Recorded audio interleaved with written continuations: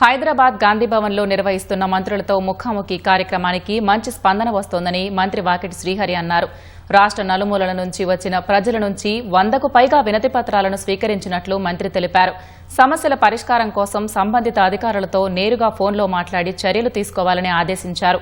పార్టీలు, కులాలు, మతాలకు అతీతంగా పేదలు, బడుగు, బలహీన వర్గాల సంక్షేమం కోసం కాంగ్రెస్ ప్రభుత్వం పనిచేస్తోందన్నారు.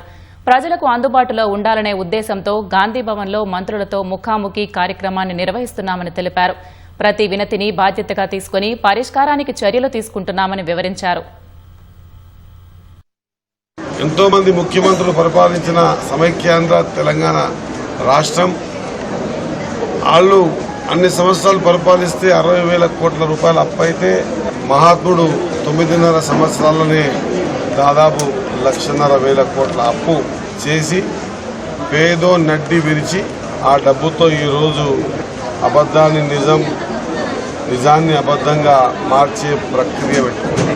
9.5 సంవత్సరాలు ఏ నీళ్లు, నిధులు, నియామకాల మీద తెలంగాణ వచ్చిందో ఆ మూడింటిని తుంగలో తొక్కి మొత్తం వాళ్ళ కుటుంబ సభ్యులే బాగుపడ్డ చరిత్ర యావత్ తెలంగాణ ప్రజలు చూస్తారు.